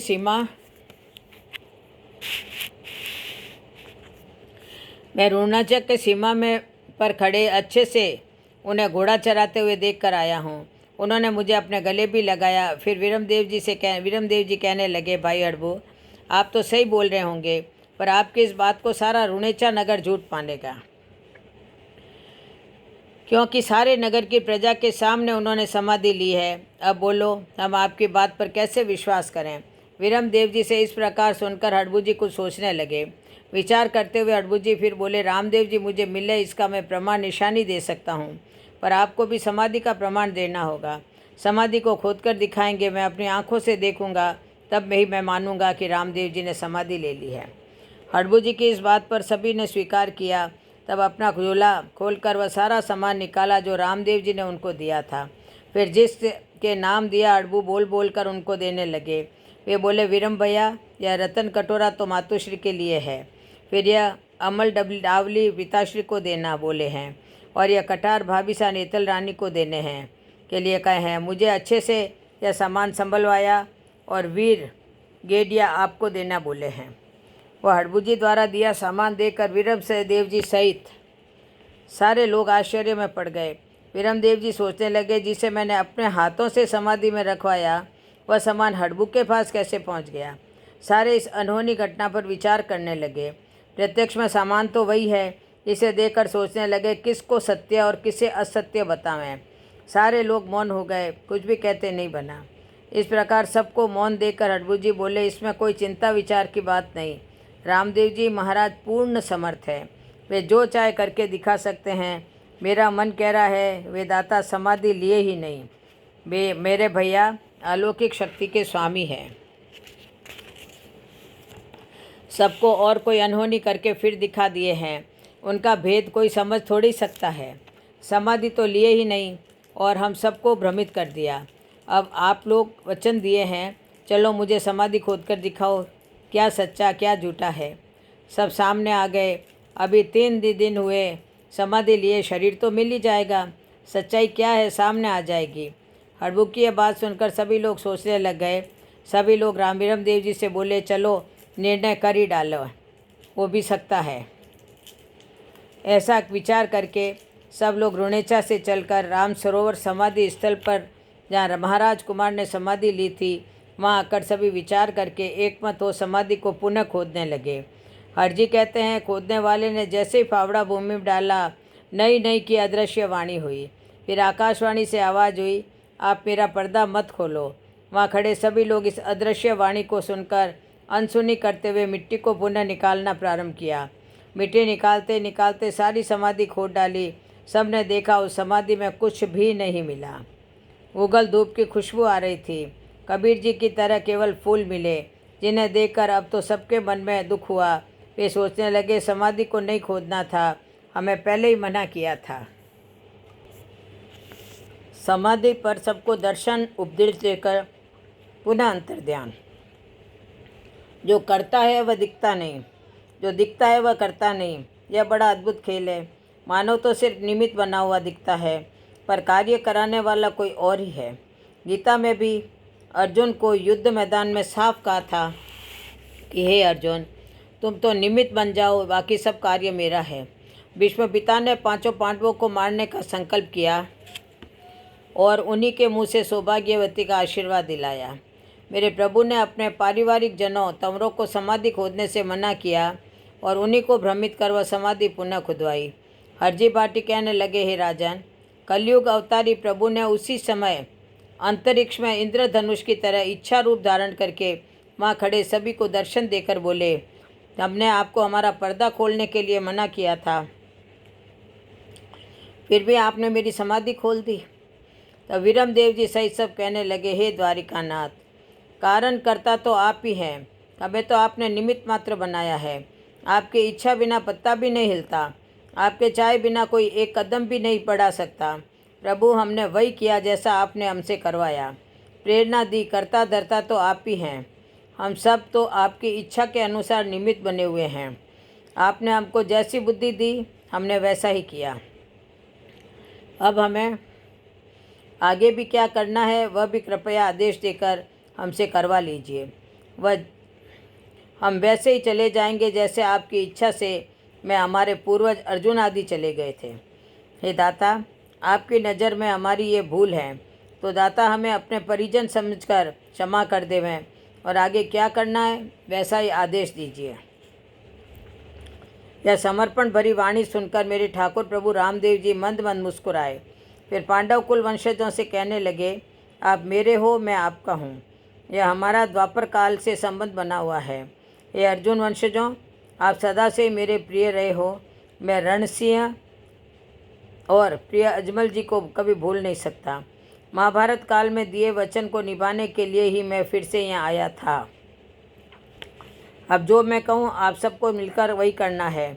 मेरी समाधि को पाट कर पुनः वैसी बनाकर इसके सामने अखंड ज्योत जला देना। यहाँ मेरी ज्योति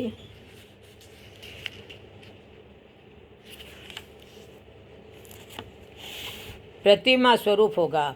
निर्गुण ब्रह्म का कोई स्वरूप नहीं होता। मेरी यह अद्वैत समाधि कहलाएगी। इस समाधि पर अद्वैतवाद की चादर चढ़ाई जाएगी जिसमें किसी प्रकार का कोई भेदभाव नहीं रहेगा। समाधि स्थल पर खड़े अपने सारे परिजनों पुरजनों के दाता द्वारकाधीश कहने लगे, आने वाला छोटा कुंवर देवराज ही गादीपति बनेगा। जैसे जैसे युग बीतता जाएगा सभी दिशाओं से असंख्य लोग यहाँ आएंगे। आप लोग यहाँ आने वालों को आदर देना। मेरा समाधि स्नान का जल जारी में रख देना। आने वाले भक्त उस जल को विश्वास सहित आचमन करके रोग मुक्त हो जाएंगे। तंवर वंश सदा बढ़ता ही रह जाएगा, यह मेरा आपको आशीर्वाद है। मेरे मानव धर्म का जो नियम पालन करेगा वह सदा सुखी रहेगा। ज्योति ही मेरा स्वरूप है। इसे स्पर्श करके जो अपने मस्तक पर लगाएंगे उस श्रद्धालु के रोग दोष बीमारी सब मिट जाएगी। जिसके परमार्थ सेवा भावना हृदय में होगी वह मुझे विशेष प्रिय लगेगा। मेरी समाधि के सामने जो लोग अर्पण नजारा करेंगे उसे मेरा प्रसाद रूप मानकर आप बराबर बांट लेना। ज्योत निमित्त आए हुए घृत का बंटवारा मत करना। आप 5 तंवर मिल करके किसी को जैसा भी आशीष देंगे वह फलित हो जाएगा।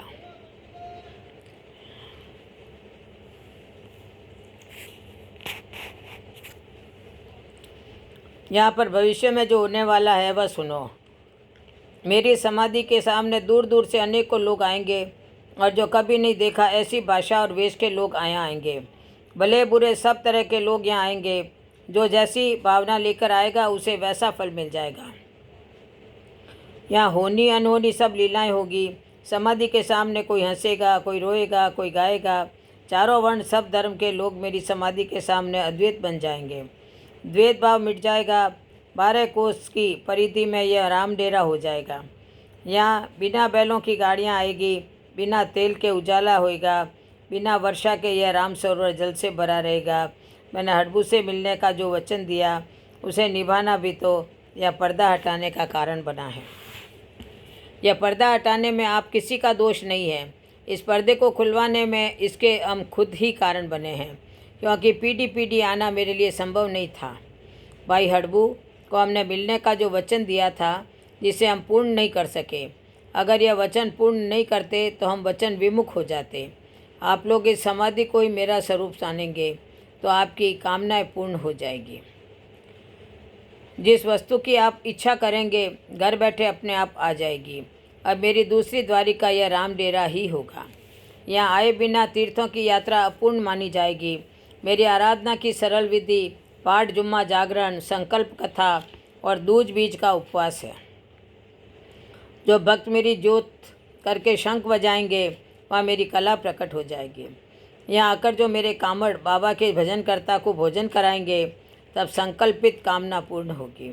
आने वाला समय ऐसा आएगा कि मेरे भक्तों को समाधि दर्शन में कई दिन लग जाएंगे। बहुत से भक्त सिर्फ राम सरोवर, पहाड़ और जाल का दर्शन करके चले जाएंगे। हे पांडव वंशजों, आप लोग वैष्णव धर्म का पालन करना। मेरे सिद्धांत में किसी भी दृष्टि से जीव हत्या अनुकूल नहीं है। यहाँ सत्संग भजन सदा होता रहेगा। भादो और माघ मेरा प्रिय महीना है। उज्ज्वल पक्ष मेरा विशेष वरदानी आशीर्वाद पक्ष है। इस प्रकार महाराज कुमार के अंतरिक्ष में बने स्वरूप जिधर द्वितीय दर्शन होता है वहाँ खड़े सभी पारिवारिक जनों ने दर्शन किया और अगम वाणी तथा प्रभु आदेश को सभी ने ध्यान से सुना। हरजी कहते हैं, इच्छा रूप से प्रकट प्रभु पुनः अंतरिक्ष में अंतर्ध्यान हो गए। उसके बाद आता के वंशजों ने समाधि को पुनः वैसी ही बना करके दंडवत वंदन किया। समाधि के सामने ज्योति जलाकर पुनः सभी लोग रुणेचागढ़ को लौट आए। लीला घोड़ा अदृश्य रामदेव जी समाधि पूजन आरंभ। हरजी कहते हैं, इस अनहोनी घटना को देखकर रुणेचागढ़ शोक सभा में बैठे सभी लोग अनेक प्रकार के विचार करने लगे। किसे सत्य और किसे असत्य कहें। दाता को समाधि दिलाई यह भी सत्य है और दाता हड़बू जी से को मिले यह भी सत्य है। फिर वीरमदेव जी के मन में विचार आया कि घोड़ा तो पीछे गुड़साल में बंधा है और हड़बू ने कहा है वहाँ घोड़ा चरते मैंने देखा है। इस संशय का समाधान करने सारे गुड़साल की तरफ पिछवाड़े में आए जहाँ घोड़ा बंधा था। अब वहाँ देखने को आए तो फिर अनहोनी बात देखी। जहाँ घोड़ा बंधा था उस जगह बालापन में जो दर्जी घोड़ा बनाकर लाया वही कपड़े का घोड़ा उस जगह बंधा हुआ मिला, जिसे हाथ में लिए सब डोडी पर आए। वहाँ जो समाधि में निकला सामान रखा हुआ था वह भी अदृश्य हो गया। फिर सभी की सलाह विचार से उस कपड़े के घोड़े को लाकर दाता की समाधि पर रख दिया। समाधि के साथ साथ उस घोड़े को की भी पूजा अर्चना होने लगी। प्रभु श्री रामदेव जी महाराज के ऐसे अलौकिक कार्यों को भक्तों ने अपनी लोकवाणी लोक भजनों में इतिहास के रूप में आज तक संजोए जीवित रखा है। यह संपूर्ण कथा श्रुति में आज भी विद्यमान है, जिसे अनेकों प्रांतों के असंख्य लोग गाते सुनाते हैं। समय काल बीतता गया। कालांतर बाद में प्रभु के वंशजों द्वारा इसी समाधि पर छत्री का निर्माण करवाया गया, जो आज मंदिर में समाधि स्थल पर विद्यमान है। संपूर्ण भारत तथा विदेशों तक के हजारों लोग आज नित्य समाधि स्थल पर दर्शन एवं मनोकामना पूर्णार्थ प्रार्थना करने आते हैं। जिसकी प्रार्थना में श्रद्धा भी संपुट हो वह प्रार्थना दरबार में स्वीकृत हो जाती है। या करोड़ों लोगों की कामना पूर्ण हुई है। किसी के हृदय में कोई संदेह बना हो तो वह यहाँ आने वालों से पूछकर समाधान भी कर सकते हैं। श्री रामदेव जी महाराज के भक्तों की कोई विशेष तिलक या पोशाक है से अलग पहचान नहीं होती है। इस दरबार में जो भी पूजा पद्धति, क्रिया, व्यवहार सब निर्बंधन है। यहाँ किसी भी प्रकार का बंधन नहीं है। यहाँ जातीयता या अन्य कोई गरीब अमीर व पूजा पद्धति का बंधन नहीं है। किसी भी धर्म का, किसी भी जाति का बंधन, भेदभाव नहीं है। अपने स्वार्थ साधने हेतु कोई बंधन या सीधा बताए तो यह उनका व्यक्तिगत मामला कहा जा सकता है, लेकिन बाबा श्री रामदेव जी के उपदेश अंतर्गत नहीं है। बाबा के दरबार में केवल और केवल श्रद्धा भावना ही प्रधानता है। जिस श्रद्धालु के हृदय में जितनी श्रद्धा, विश्वास, भावना प्रबल होती उसे उतना ही अधिक अलौकिक चमत्कार देखने को मिलता है। बाबा श्री रामदेव के दरबार में किंतु, परंतु तथा लेकिन का कोई स्थान नहीं है। यहाँ विशेष श्रद्धावंतों को शीघ्र अलौकिक चमत्कार देखने को मिलता है। वैसे यह प्रभु का बनाया समस्त संसार ही चमत्कार है। यहाँ की प्रत्येक रचना, हर प्राणी, चलता फिरता जीव मात्र एक सत्य अलौकिक चमत्कार ही है। लेकिन प्रत्यक्ष अलौकिक अनुभूति कोई कोई भाग्यशाली भक्त की होती है। प्रभु श्री रामदेव जी कोई अलौकिक चमत्कार एवं दर्शन प्राप्त किए अनंत लोग हैं जिनकी आस्था इतनी दृढ़ हो चुकी है जैसे पत्थर की लकीर हो, जो किसी भी कारण से परिवर्तित नहीं होती, जिसका प्रत्यक्ष प्रमाण तो हजारों की है। हजारों किलोमीटर से पैदल वर्षों से चले आ रहे हैं। उन्हें कोई आंधी तूफान व्यवधान अभाव रोक नहीं सकता। ऐसे हजारों भक्तों को बाबा श्री रामदेव जी का सानिध्य प्राप्त हो चुका है। इस प्रभु के दरबार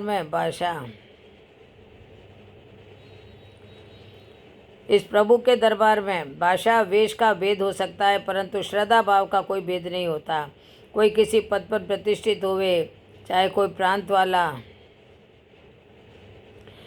प्रांत जाति समाज का होवे, सभी एक लाइन में खड़े हैं। यहाँ सांप्रदायिकता, सर्वधर्म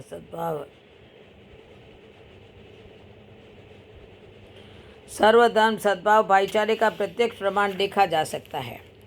यहाँ गरीब अमीर की कोई दीवार बाधा बनी हुई नहीं है। यह सब किसी के कहने से नहीं बन, स्वयं दाता की ही अलौकिक शक्ति काम करते दिखाई देती है। इसीलिए कह सकते हैं कि जो करता है वह दिखता नहीं और जो दिखता है वह करता नहीं। संत जनों ने कहा है कि मानव जब भी अपने कृत्य से भटक जाता है, जब मानवता विलोप होने लग जाए, तो परमात्मा किसी बहाने कोई भी रूप में आकर यह प्रत्यदर्शक बनते हैं। भटकते प्राणी को सत्य ही राह दिखाकर फिर अदृश्य हो जाते हैं। आज हम मानव मात्र से भाईचारे की बात करते हैं, मानव मात्र के प्रति समानता का प्रचार करते हैं, लेकिन इस धारणा की शुरुआत तो 14वीं शताब्दी से मैं बाबा श्री रामदेव जी ने ही की थी। अगर रामदेव जी महाराज मानव धर्म का प्रचार नहीं करते तो आज तक मानव अंधविश्वास की जंजीरों में जकड़ा ही रहता। महाराजा विजय सिंह जी राठौड़ के समक्ष बैठकर दाता के परम लाडले भक्त श्री हरजी भाटी ने यह कथा सुनाई, जो श्रुति परंपरा में आज भी प्रचलित है। सारे राज दरबारी एवं पारिवारिक जनों ने यह कथा सुनकर हरजी भाटी का सम्मान किया। राठौड़ नरेश ने हरजी महाराज को सोने का कड़ा प्रदान कर पंडित जी की उपाधि से सम्मानित करते हुए उनको 5 गांव भेंट में दिए। हाकिम हजारीमल नतमस्तक होकर हरजी के पैरों में पड़ गया। हरजी ने उन्हें क्षमा करते हुए कहा, हाकिम साहब, आपको निष्कलंक अवतार के बारे में कुछ भी नहीं मालूम था, तभी तो आपने पद के अहंकार में ऐसा व्यवहार किया है। मैं बाबा से प्रार्थना करता हूँ वे आपको क्षमा कर देंगे। यह बात सुनते हुए पुनः विजय सिंह नरेश ने प्रसन्न होकर बैंठवासिया गांव, जो हरजी का ननियाल था, उस बैंठवासिया गांव का नाम जोधपुर दरबार ने हरजी के नाम से पंडित जी की ढाणी रख दिया, जो आज ओशिया से करीब 5 मील पूर्व में विद्यमान है, जहां हरजी भाटी की समाधि व मंदिर बना हुआ है। हरजी भाटी के सामने प्रत्यक्ष प्रकट होकर बाबा रामदेव जी ने दर्शन दिया, उस जगह का चित्र उपलब्ध है।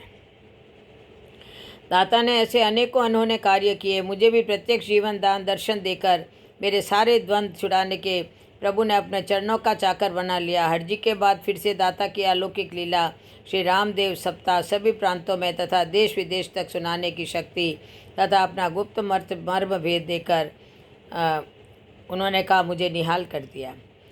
मुझ पर उनकी कृपा का यह प्रत्यक्ष प्रमाण है कि अपने धाम रामडेरा वर्तमान रामदेवरा के प्रवेश द्वार पर दरबार बनाकर बिठा दिया, जबकि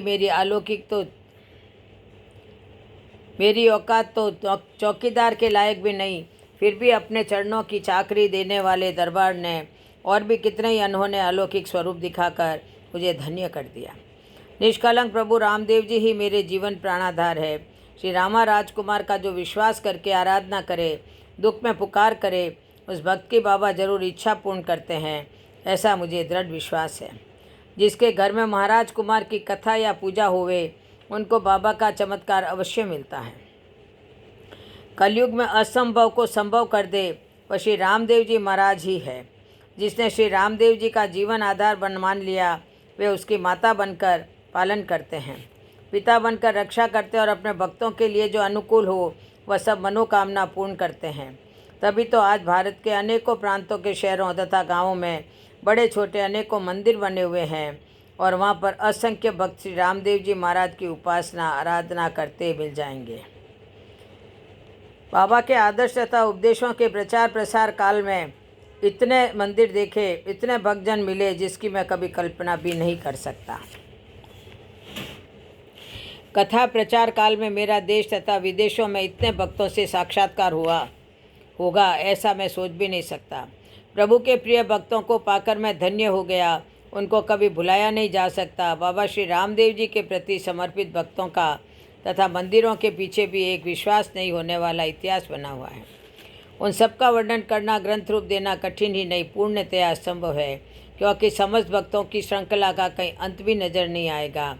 बाबा श्री रामदेव के चरित्र संपूर्ण इतिहास पर भी प्रकाश डालना सहज नहीं है, फिर भक्तों व मंदिरों के इतिहास का कहाँ अंत आएगा। बाबा श्री रामदेव शहनशाहों के शहनशाह तथा गरीबों के मसीहा माने जाते हैं।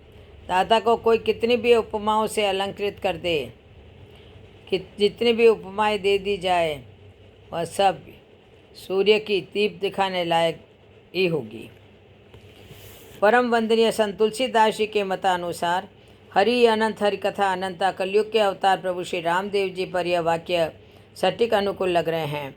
इस भूमि पर शास्त्रोक्त वर्णित कल्प वृक्ष तो कहीं नजर नहीं आता, पर इस कलिकाल में अवतरित प्रभु श्री रामदेव जी जरूर प्रत्यक्ष कल्प वृक्ष है, जो आज करोड़ों श्रद्धालुओं की कामना पूर्ण करते नजर आ रहे हैं। तभी तो इनके द्वार पर असंख्य भक्त खड़े हैं। नीचे दरबार कलयुग के अवतार महाराज कुमार बाबा श्री रामदेव जी के प्रति श्रद्धालु जनों को प्रत्यक्ष अनुभूतियाँ व अलौकिक चमत्कार मिलते हैं। इसमें कोई संदेह नहीं है, पर कभी कभी अपने शरणागतों को दाता श्री आजमाते भी हैं। जैसे स्वर्णकार सोने को तेजाब का स्पर्श करा करके इस स्वर्ण का मूल्य निर्धारित करता है, वैसे ही भक्ति मार्ग में कठिन परीक्षाओं के बाद ही अपने इष्ट का सानिध्य प्राप्त होता है। इस दौर में चाहे मीरा हो, चाहे सूरदास, चाहे तुलसी हो या प्रहलाद, हरजी भाटी आदि सभी गुजरे हैं, तभी तो उनका नाम आज अक्षय बना हुआ है। विश्वास की सदा गहन परीक्षा होती है। चाहे नानक देव जी महाराज के पंच प्यारे हों या हरिश्चंद्र मोरध्वज की परीक्षा के दौर से सबको गुजरना पड़ता है। रुणेचा दरबार की परीक्षा में जो उत्तीर्ण हो गया मानो धन्य हो गया, और जिसका विश्वास किंचित भी डगमगाया कि बहुत दूरियां हो गई, पूर्ण विश्वास को लेकर ही तो नरसिंह बात बनने गया था।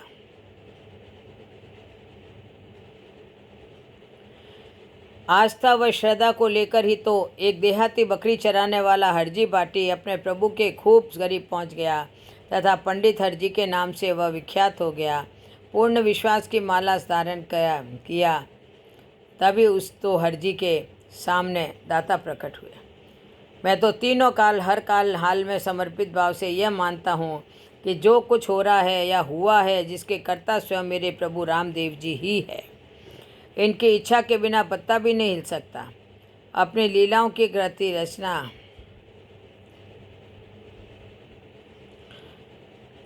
रचना के लिए मुझे निमित्त बनाया, पर कर्ता कारण तो सब स्वयं प्रभु दाता रामदेव जी ही है। इनकी यशो गाथा मैं अपने निजानंद के लिए गाता हूँ, या ऐसा भी हो सकता है कि वो मुझसे अपनी इच्छा द्वारा ऐसा करवा रहे हैं। इसमें लिखी जो भी त्रुटियां हैं, उन सब का मूल कारण मैं स्वयं हूँ। इस प्रभु यथोगाथा को आप सभी भक्त महानुभाव वर्तमान में अनेकों प्रांतों, गांवों, प्रांत, शहरों और विदेशों तक में बसे सभी भक्तों को यह कृति अर्पण करते हुए मैं अपने जीवन को धन्य मानता हूँ। श्री रामदेव धाम के रिखिया वंशज बहीपाठ भक्त हरजी भाटी की वाणियाँ और भी कुछ भक्तों की रचित पुस्तकें, वाणियों से मिले अनुकूल शब्द रूपी सुमनों को चुन चुन कर यह शब्द सुमन माला भक्तजनों को अर्पण कर रहा हूँ, जिसकी रचना विश्व संवत 2069 चैत्र शुक्ल पक्ष की दूज वार शनिवार रामदेवरा में प्रभु यशोगाथा ग्रंथ का समाप्त हुआ, जिसके लिए मेरे प्रभु रामदेव जी महाराज ने मुझे मात्र निमित्त बनाया। ऐसे मेरे प्रभु